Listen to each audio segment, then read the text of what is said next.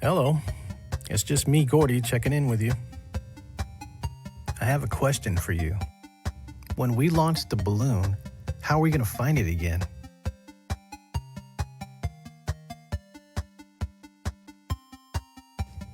We'll use GPS. How does GPS work? GPS stands for Global Positioning System and was actually a military invention. Its first name was Navstar, and the first satellite was launched in 1978. But not all the Navstar satellites made it to orbit, so it was still a work in progress. GPS became fully functional in the U.S. by 1995 and was first used in cars in 1996. The highest quality signals were only used for military purposes until May 2000, when it became available for all civilians for free. Today, GPS is managed by the U.S. Air Force. Many modern receivers actually rely on both GPS and the Russian GLONASS satellites to make their accuracy perfect anywhere in the world. GPS doesn't need an internet connection or a phone signal to function properly, but with them, it becomes more effective. GPS is literally everywhere, and you can now even purchase GPS insoles to keep track of your kids or relatives with Alzheimer's disease. How does it work? Well, to put it simply, GPS is a system that has three basic parts: satellites, ground stations, and receivers.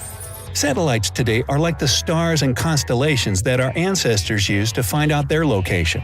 They're supposed to be in a certain place at a certain time, and this is important. Ground stations use radars to find out if the satellites really are where they're supposed to be.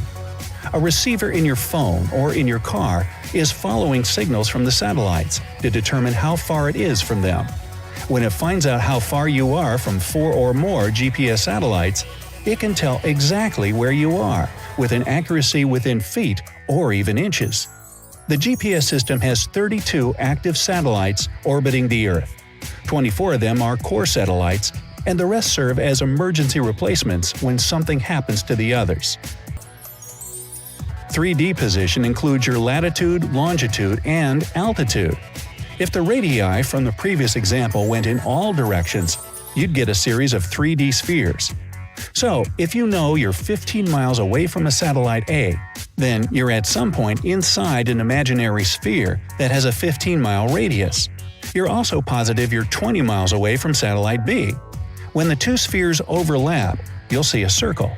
Take the distance from the third satellite to build another sphere, and you'll get 2 points of intersection.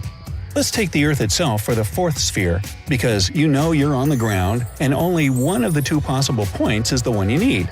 The more satellites you use, the more accurate position you'll get.